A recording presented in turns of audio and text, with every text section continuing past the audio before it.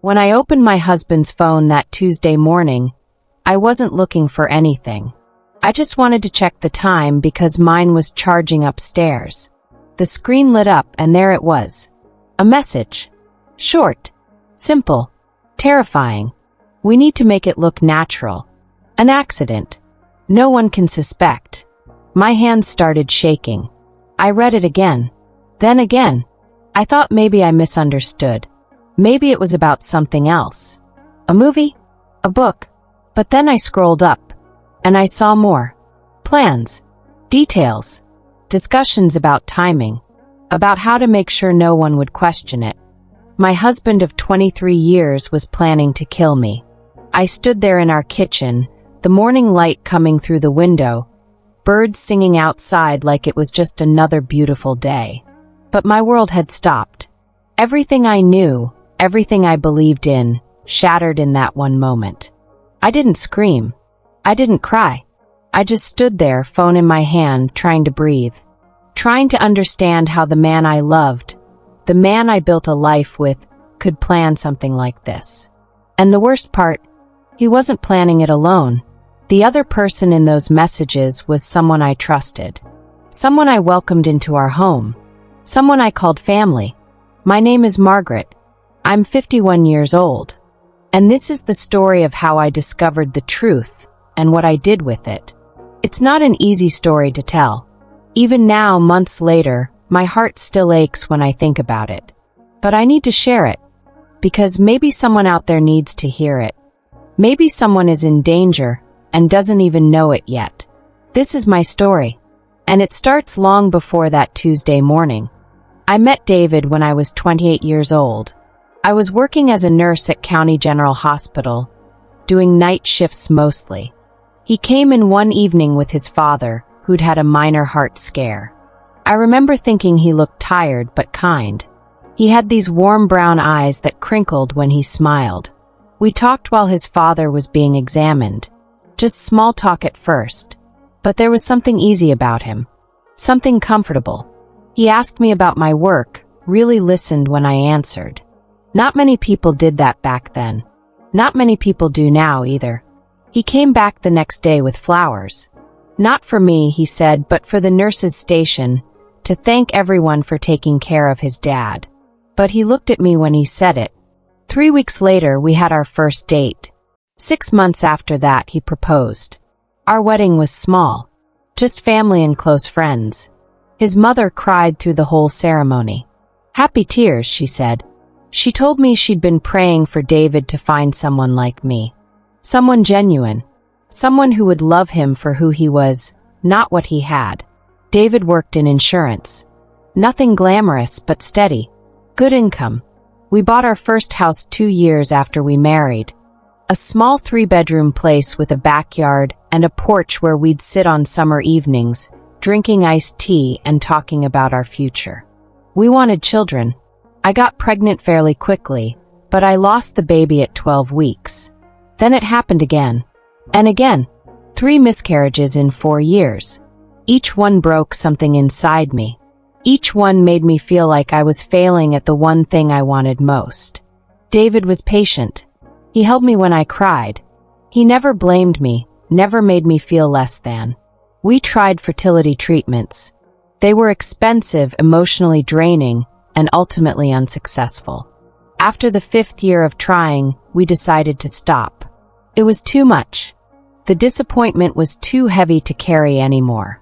We talked about adoption. We went to a few information sessions. But something always held us back. Maybe we needed time to grieve what we'd lost first. Maybe we were scared of more heartbreak. I don't know.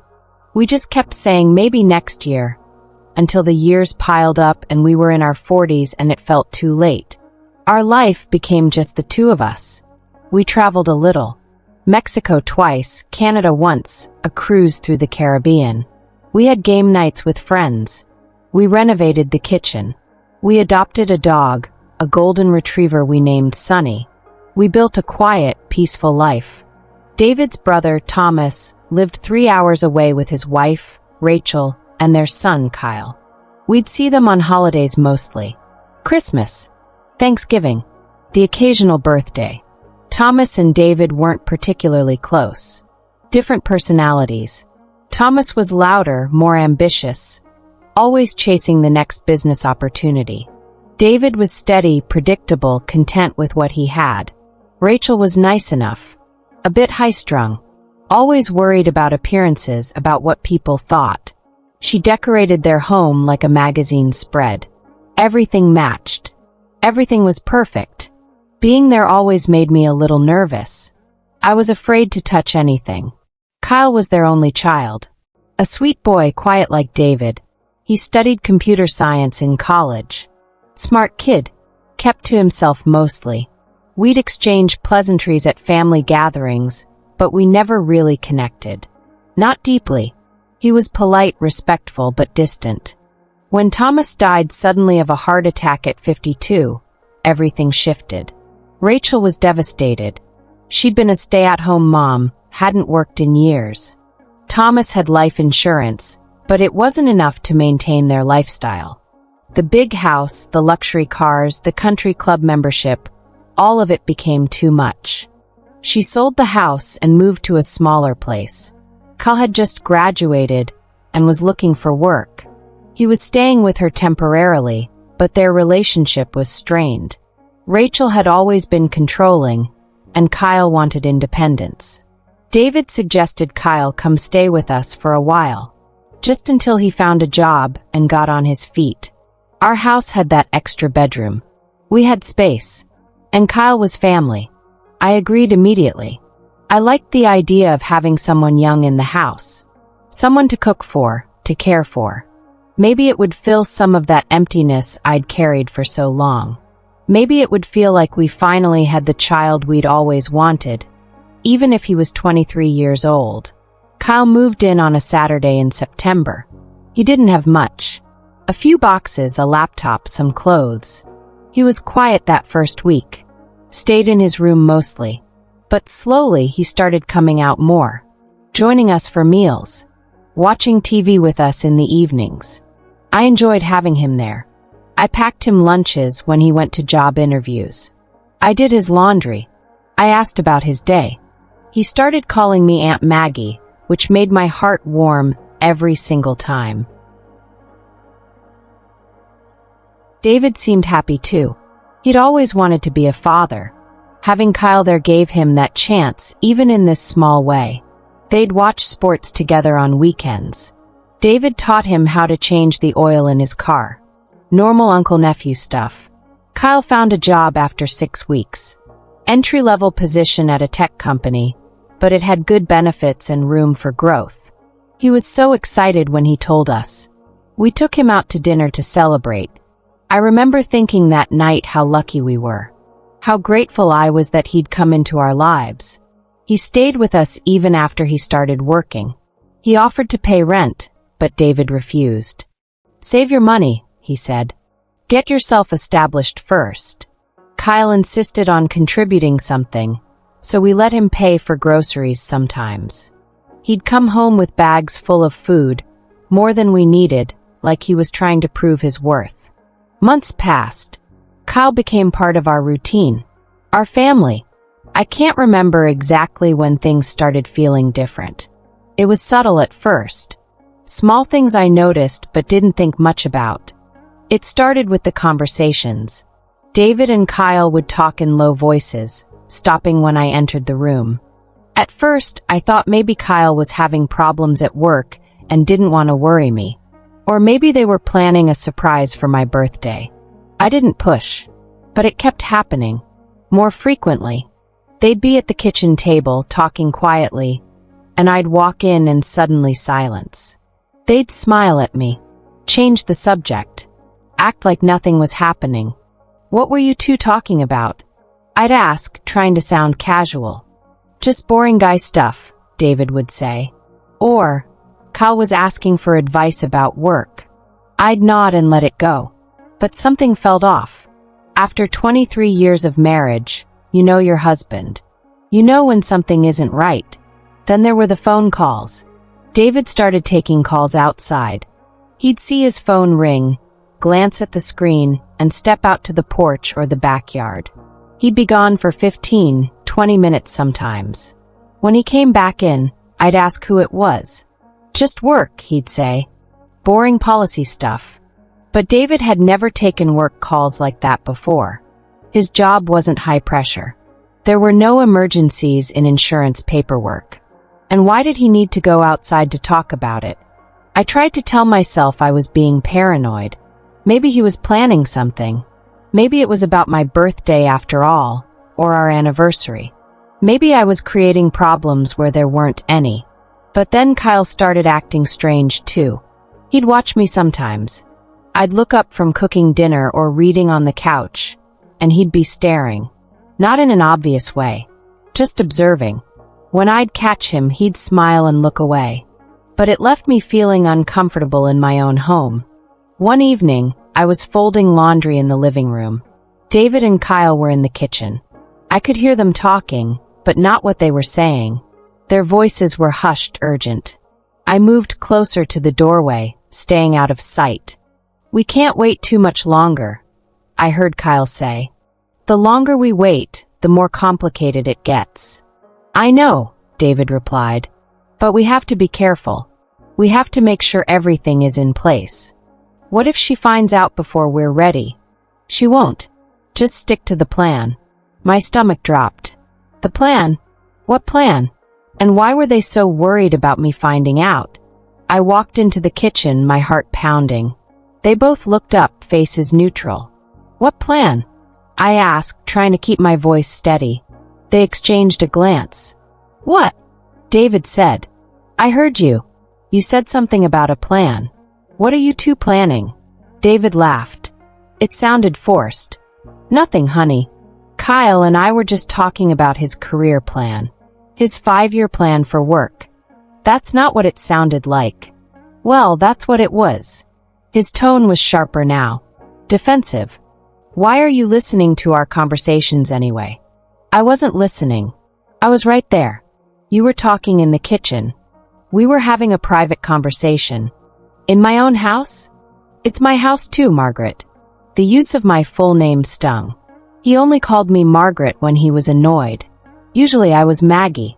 Always Maggie. Kyle stood up. "I should go. I have some emails to send." He left the kitchen quickly, not meeting my eyes. David and I stood there in silence. The air felt thick with something I couldn't name. "What's going on?" I asked quietly. "Nothing is going on. You're being paranoid." "I'm not paranoid. You and Kyle have been acting strange for weeks. The whispering, the phone calls, the secrets." "What is it?" "There are no secrets, Maggie." His voice softened. He came over and put his hands on my shoulders. "You're stressed. You've been working a lot of overtime. Maybe you need a break." I wanted to believe him. I wanted to think I was imagining things. But I couldn't shake the feeling that something was very wrong. That night, I couldn't sleep. I lay in bed next to David, listening to him breathe. He fell asleep so easily. How could he sleep so peacefully if nothing was wrong? I thought about checking his phone. I'd never done that before. Never felt the need to. We trusted each other. Or at least I thought we did. But what if I was wrong? What if there was something he wasn't telling me? No, I couldn't do that. That would be a violation. If I didn't trust him, what did we have? I pushed the thought away and eventually fell into an uneasy sleep. The next few weeks were tense. I tried to act normal, but I was watching, paying attention, and the more I watched, the more I noticed. David started going to the gym more often. He'd never been particularly fitness-focused before. But suddenly he was going 4 or 5 times a week. He'd be gone for hours. "Good for you," I said, trying to be supportive. "I'm glad you're taking care of yourself." "Yeah," he said. "Getting older. Got to stay in shape." He also started being more secretive with his phone. He changed his passcode. I noticed because one day I picked it up to hand it to him and saw that the unlock screen was different. It used to be a simple 4-digit code. Now it required a longer password. "You changed your passcode?" I asked. "Oh yeah. Security update." The phone recommended it. It was a plausible explanation. but it felt like another wall going up between us. Kyle was distant too, polite but cold. He stopped eating dinner with us most nights. Said he was working on projects, had to stay late at the office. But sometimes I'd hear him in his room, talking on the phone, and it didn't sound like work. One Saturday afternoon, Kyle was out and David said he was going to the hardware store. I was alone in the house. I don't know what came over me. Maybe it was desperation. Maybe it was fear. But I went to Kyle's room. I'd never snooped before. It felt wrong. But I had to know. I had to understand what was happening. His room was neat. Bed made, desk organized. I looked around, not sure what I was looking for. I opened his desk drawer. Pens, notebooks, charging cables. Nothing unusual. Then I saw a folder. Plain manila folder, tucked under a stack of papers. I pulled it out and opened it. Inside were documents. Financial documents. Papers about life insurance policies. My life insurance policy. My hands started shaking. Why did Kyle have information about my life insurance? I heard a car door outside. David was back. I quickly put everything back the way I found it and left the room, my heart racing. That night at dinner, I couldn't eat. I pushed food around my plate, trying to look normal. David talked about something that happened at work. Kyle nodded along, barely speaking. Everything felt wrong, like I was living with strangers. "You okay, Maggie?" David asked. "Just tired," I said. "You should take the day off tomorrow. Rest." "Maybe I will." But I wasn't going to rest. I was going to figure out what was happening. Because something was. Something bad. I waited. I watched. And I prepared myself for whatever truth I was about to uncover. It happened on a Tuesday. The Tuesday that changed everything. David had left for work early. Kyle was still asleep. I was in the kitchen making coffee when I realized I'd left my phone upstairs charging. David's phone was on the counter. He must have forgotten it in his rush to get out the door. I picked it up, intending to text him that he'd left it behind. But when the screen lit up, there was a notification. A message preview. From a contact labeled only with the letter R. "Did you talk to Kay about next week? We need to finalize." R. Rachel. David's sister-in-law. Kyle's mother. Why were they texting about something they needed to finalize? And why was she texting about Kyle? I knew I shouldn't do it, but my hands moved before my brain could stop them. I tried to unlock the phone. The passcode screen came up. I didn't know his new code. I tried his birthday. Wrong. Our anniversary. Wrong. I stood there thinking. Then I tried Kyle's birthday. The phone unlocked. My stomach twisted. His passcode was Kyle's birthday. I opened the messages with Rachel, and I started reading, from the bottom up, going back weeks. What I saw made me feel like I was falling through the floor. 3 months of messages. Plans. Details. Discussions about timing, method, money. Life insurance policies. How to make it look like an accident. The policy is for $300,000. That's enough to split 3 ways and have some left over. We need to wait until after the renewal. If we do it now, they'll investigate. Kyle's been researching. Says a fall down the stairs is the most believable. Or maybe carbon monoxide. Make it look like a faulty heater. She's a nurse. She'll know the symptoms of poisoning. Has to be something sudden. I'll make sure I'm out of town when it happens. Alibi is important. Kyle can handle it. She trusts him. Won't see it coming. I couldn't breathe. I sat down hard on the kitchen floor, phone still in my hand, reading message after message. My husband, my nephew, and Rachel. All 3 of them planning to kill me for insurance money. How long had they been planning this? How did I not see it? I scrolled further back. Found the beginning. It started 2 months after Thomas died. Rachel was desperate for money. She'd made bad investments, had debts I didn't know about. She reached out to David, asked him for help. But David didn't have that kind of money to give her. That's when she suggested it. My life insurance. David was the beneficiary. If something happened to me, he'd get $300,000. Enough to help Rachel. Enough to set Kyle up. Enough for all of them. And David agreed. My husband of 23 years agreed to kill me for money. The messages showed how they'd planned it. How they decided to bring Kyle in on it. He needed convincing at first. There were messages where he expressed doubt. But eventually they wore him down. Promised him a new start, money for his future. All he had to do was help. They'd moved him into our house deliberately. To get him close to me. To gain my trust. To make the murder easier to execute. I found more recent messages. Discussions about dates. They were planning to do it next week. Wednesday night. David would be at a conference 2 hours away. Kyle would be alone with me in the house. Make it look like a fall. Maybe she trips at the top of the stairs. Head trauma. Call it an accident. What if she survives? She won't.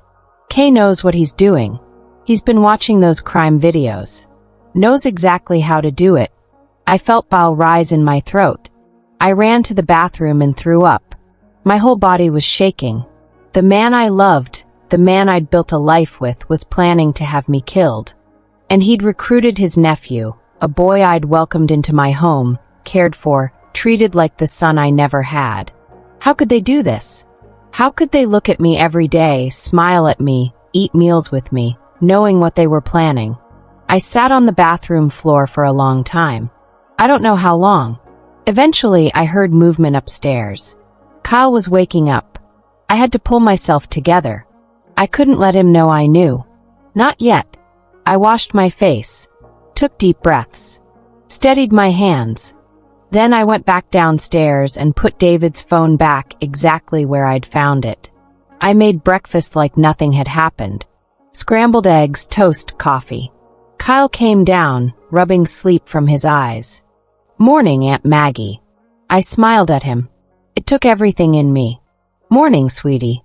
Hungry. Starving. I served him breakfast. Watched him eat. Watched him smile at me. This is great. Thanks. You're welcome. Inside, I was screaming. Inside, I was breaking into 1,000 pieces. But outside, I was calm. I had to be. David came home during his lunch break to get his phone. I'm so scattered lately, he said, laughing. He kissed my cheek. Love you. Love you too, I said automatically. The words felt like ash in my mouth. After he left, I sat down and thought. I had to tell someone. I had to go to the police. But what proof did I have? I'd unlocked his phone without permission.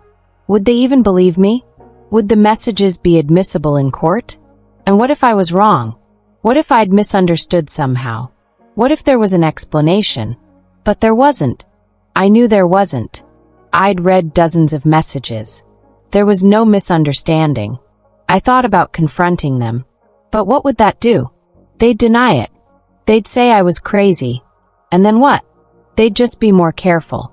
More secretive. And I'd still be in danger. No. I needed help. Real help. I called my friend Linda. We'd been friends for 15 years. She was a lawyer. Not criminal law, but she'd know what to do. Linda, I need to talk to you. Can I come over? Of course. Is everything okay? No. Nothing's okay. I'll explain when I get there. I drove to Linda's house with David's phone. I'd taken pictures of the messages with my phone, screenshot after screenshot. Evidence. Proof. Linda opened the door, took one look at my face, and pulled me inside. Maggie, you're scaring me. What's going on? I told her everything. I showed her the messages. I watched her face go from confusion to horror to anger. Oh my God, Maggie. Oh my God. What do I do? I was crying now. All the shock and fear and grief pouring out. What do I do? We go to the police. Right now. This is attempted murder. But I unlocked his phone without permission. You're his wife. And this is a credible threat to your life. The police will take this seriously. We went to the police station together. Linda held my hand the whole way. I felt numb, like I was watching this happen to someone else. This couldn't be my life. This couldn't be real. We sat in a small room with a detective named Harris. He was older, kind-looking, with gray hair and tired eyes. I told him everything, showed him the messages. He listened carefully, asked questions, took notes. When I finished, he looked at me with something like sympathy. "Mrs. Chun, I'm going to be honest with you. This is serious. Very serious. We're going to investigate. But we need to be smart about this." "What do you mean?" "If we go arrest them now, a good lawyer might get the charges reduced. Conspiracy isn't as strong as attempted murder. We need more evidence. We need them to take action." My blood ran cold. "You want to use me as bait?" "No, absolutely not. We'll protect you. But we need to catch them in the act. Or close to it. We need something concrete that shows intent and action." Linda squeezed my hand. "What are you suggesting?" "We monitor the situation. We put surveillance in the house. We watch them. And when they make a move, we stop them and arrest them with evidence that will stick." "This is her life," Linda said. "You're asking her to stay in that house with people who want to kill her. We'll have officers nearby. The moment anything happens, we'll be there. But if we want this to lead to convictions, we need more." I sat there, trying to process. They wanted me to go home, to pretend everything was normal, to live with my would-be murderers while police watched and waited. "How long?" I asked. "Based on their messages, they're planning to act next Wednesday. 6 days from now. We set up surveillance today. We protect you. And we catch them. And if something goes wrong, nothing will go wrong. I promise you." But how could he promise that? How could anyone promise my safety in a situation like this? Linda and I talked for a long time. She advised me through all of it. Eventually I agreed. What choice did I have? If I left now, they'd know I knew. They might run. Or worse, they might try something desperate. This was the only way to make sure they faced justice. The police installed tiny cameras in the house that afternoon while David was at work and Kyle was at his job. They put them in the living room, kitchen, and hallway near the stairs. Places where something might happen. They gave me a panic button disguised as a watch. If I pressed it, officers would be inside the house in less than 2 minutes. "You're very brave," Detective Harris said. I didn't feel brave. I felt terrified. That night, I went home. I cooked dinner. I smiled at David and Kyle. I acted like my world hadn't ended. And inside, I counted down the days. The next 6 days were the longest of my life. I woke up every morning in bed next to a man who wanted me dead. I cooked meals for people who were planning to kill me. I made small talk and laughed at jokes and pretended everything was fine. And every moment I was terrified. David was affectionate that week. More than he'd been in months. He brought me flowers on Thursday. Kissed me goodbye every morning. Told me he loved me. I wondered if he was trying to ease his guilt. Or maybe he was trying to seem normal for when the police came asking questions after my accident. Kyle was quieter than usual. I'd catch him watching me sometimes with this strange expression. Regret, maybe? Or was I imagining it? Could someone who was planning to kill you feel regret? I barely slept. Every time I closed my eyes, I saw those messages. I saw the plans they'd made. I saw myself falling down the stairs, my neck broken, while Kyle stood over me. Linda called me every day. "How are you holding up?" "I'm not," I'd say. "I can't do this much longer. Just a few more days." "You're doing great." But I wasn't doing great. I was falling apart. I was living in a nightmare. On Tuesday night, the night before the planned murder, I couldn't eat dinner. My stomach was in knots. David noticed. "You feeling okay, Maggie? You look pale." I wanted to scream at him. I wanted to throw my plate at his face and tell him I knew everything. But I didn't. "Just a headache," I said. "I think I'll turn in early. Want me to bring you some aspirin?" "No. I'll be fine. I went upstairs, knowing the police were watching, knowing they were listening, knowing that tomorrow this would all be over. Wednesday morning came. David left early for his supposed conference. He kissed me goodbye. I'll be back tomorrow evening. Call me if you need anything. I will. He left. The house felt too quiet, too empty. Kyle had taken the day off work. He said he wasn't feeling well, but I knew why he was home. Today was the day. I went about my morning routine, made coffee, read the news, tried to act normal. Kyle stayed in his room until around 11. Then he came downstairs. Hey, Aunt Maggie. Feeling any better? Much better. Thanks for asking. We made small talk. He helped me prepare lunch. We ate together. It was surreal. This boy who I'd cared for, who I'd loved like a son, sitting across from me, knowing what he was planning to do in a few hours. The afternoon dragged. I did laundry, watched TV. Every sound made me jump. Every time Kyle moved, I tensed. The panic button was on my wrist. The police were outside, but I was still terrified. Around 5 o'clock, Kyle suggested we order pizza for dinner since David wasn't home. Sure, I said. Sounds good. We ordered. We ate. We watched a movie. And all the while, I knew something was coming. I could feel it building. At 8 o'clock, Kyle stood up. I'm going to grab something from upstairs. Be right back. My heart started pounding. This was it. He was going to get whatever he needed. A weapon? Something to stage the accident? I reached for my panic button but didn't press it yet. I needed to be sure. Kyle came back downstairs. He was carrying something. A pillow. Why a pillow? Aunt Maggie, he said. His voice was strange. Flat. Yes. I need to tell you something. I stood up. My hand went to the panic button. What is it? I can't do this. Time seemed to stop. What? I can't do it. I can't hurt you. His voice broke. Mom and Uncle David, they've been planning this. They wanted me to. Tonight, they wanted me to. He couldn't finish. To kill me, I said quietly. His eyes widened. You know, I found the messages.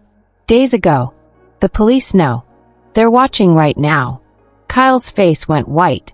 He dropped the pillow. Oh God! Oh God, what have I done? You were going to kill me, Kyle. For money.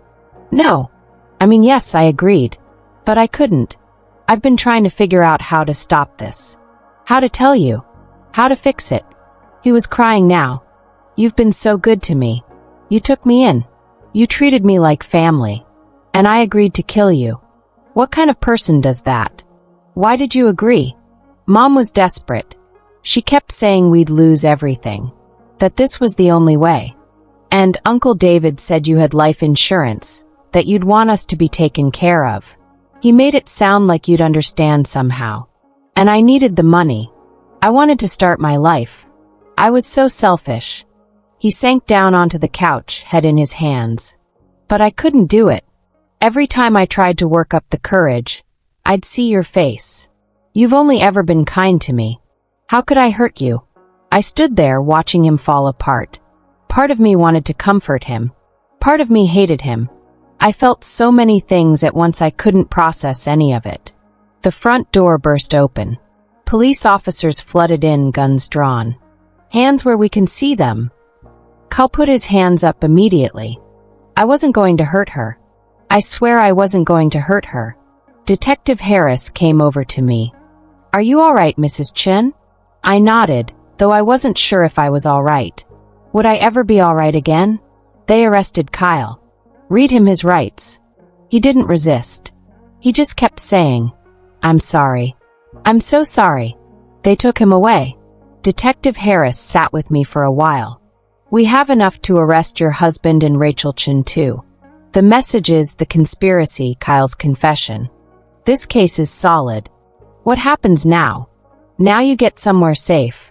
We'll need your testimony eventually. But first we make the arrests. Linda came to get me. I packed a bag while police secured the house. I couldn't stay there. Not ever again. Every room held memories that were now poisoned. Every corner reminded me of the people I'd loved who'd wanted me dead.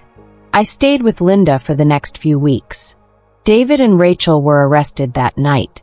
David was pulled over by police on his way back from the fake conference. Rachel was arrested at her apartment. Both of them denied everything at first. Then they tried to blame Kyle. Then they tried to claim it was just talk, that they never would have gone through with it. But the evidence was overwhelming. The messages, Kyle's testimony, financial records showing their motives. It was all there. The legal process was long and painful.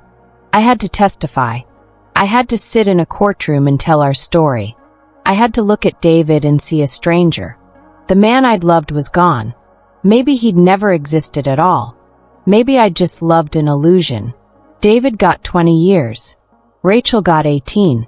Kyle got a plea deal, 5 years with possibility of parole, in exchange for his testimony and cooperation.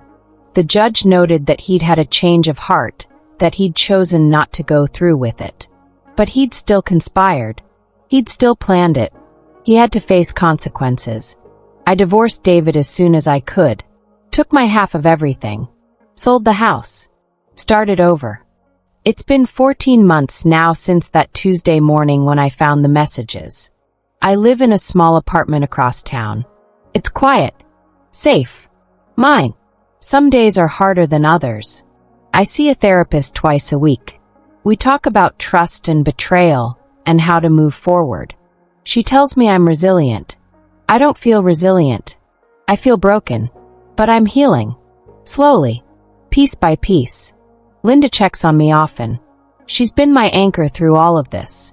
I don't know what I would have done without her. Other friends have been supportive too. People I worked with at the hospital, neighbors, my book club. People who couldn't believe what happened. Who told me how brave I was. I don't feel brave. I feel like I survived. That's all. I went back to work 6 months ago.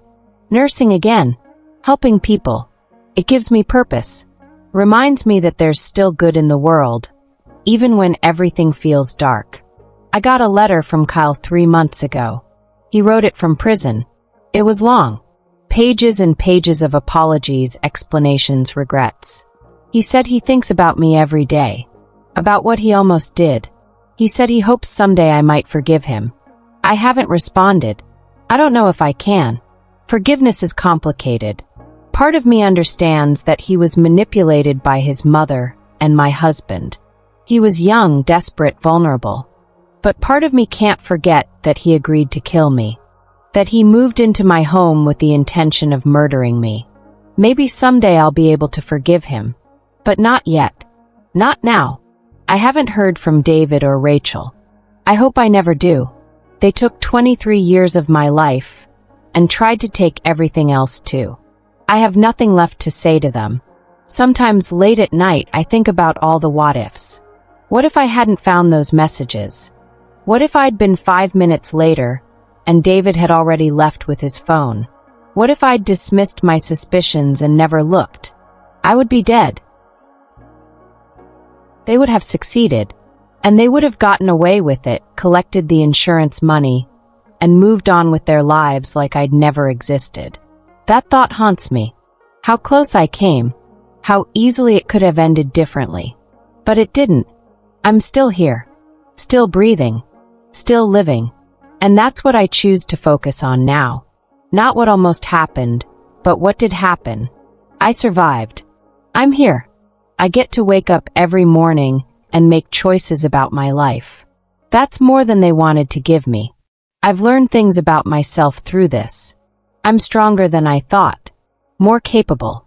I always saw myself as someone who needed others, who needed a partner, a family. But I've been on my own for over a year now, and I'm okay. I'm more than okay. I've also learned about trust. It's more fragile than I realized. I used to trust easily, completely. I believed people when they said they loved me. I believed in the goodness of family, the sanctity of marriage, the bond between people who share history. Now I'm more careful. Maybe too careful.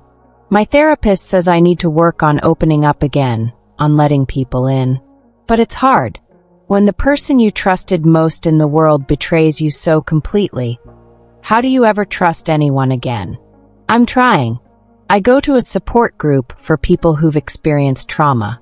We meet every Thursday evening in a church basement. There are 7 of us. Different stories, different pain, but the same struggle to make sense of what happened and move forward. There's a woman named Sarah whose husband tried to poison her. A man named Tom whose business partner tried to frame him for fraud. A young woman named Keisha whose best friend stole her identity. We're all people who trusted the wrong person and paid the price. But we're also people who survived, who chose to keep going. And there's strength in that. There's hope in that. I've started doing things I never did before. I took a painting class. I'm terrible at it, but I enjoy it. The act of creating something, of putting color on canvas, feels therapeutic. I joined a hiking group. We go out every other weekend. The exercise is good, but more than that, the people are kind. They don't know my story. I'm just Maggie to them. Just another person who likes being in nature. I adopted a cat. Her name is Luna. She's a gray tabby with green eyes, and she's helped more than I can say. Having something to care for, something that depends on me, gives me purpose on the hard days. And she never judges, never lies, just curls up next to me and purrs, and that simple comfort means everything. My relationship with money has changed too. The life insurance policy that almost got me killed, I canceled it. I don't care if it's financially unwise. I don't want anyone benefiting from my death. I changed my will too. Everything I have goes to charity now.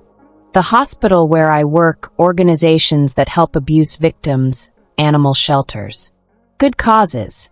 Places that help people instead of hurt them. I think about the future now in ways I didn't before. I used to see my future as an extension of my past. Growing old with David, maybe traveling more in retirement, quiet evenings on the porch. That future is gone. Dead. But a new future is opening up. Maybe I'll travel alone. Maybe I'll volunteer overseas. Maybe I'll write a book. Maybe I'll do none of those things and just live quietly with my cat and my paintings and my hiking group. The point is I get to decide. My life is mine again. I'm not going to pretend this experience didn't change me. It did. Fundamentally. I'm not the same person I was that Tuesday morning. That Maggie died in a way. The trusting, naive, hopeful Maggie who believed in happily ever after. But maybe this new Maggie is better. More realistic. More self-reliant. More aware of her own strength. Or maybe not better.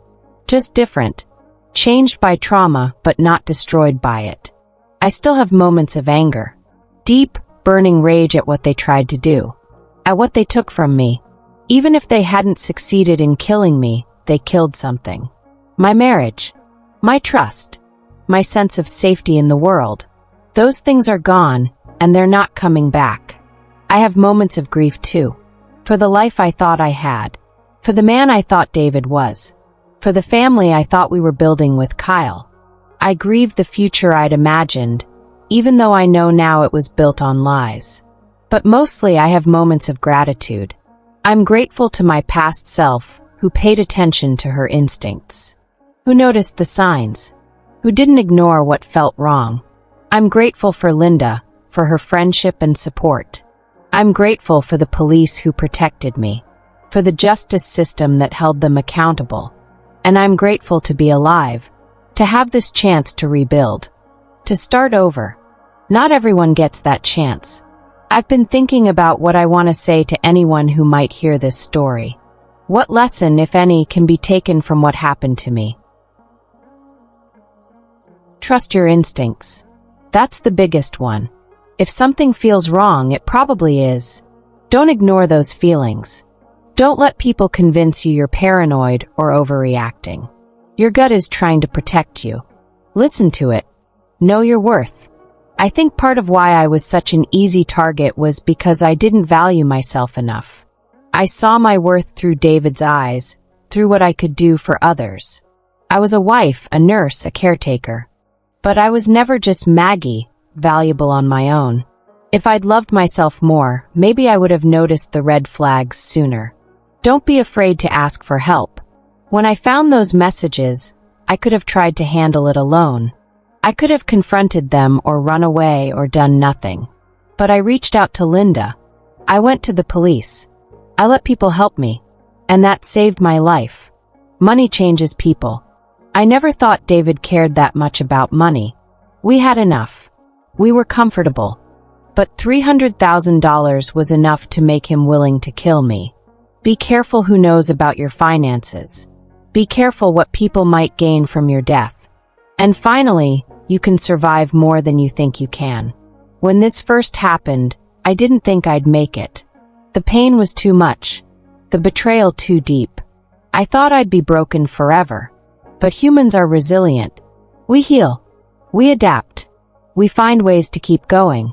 If you're in a dark place right now, please know it won't always feel this way. Time doesn't heal all wounds, but it does make them more bearable.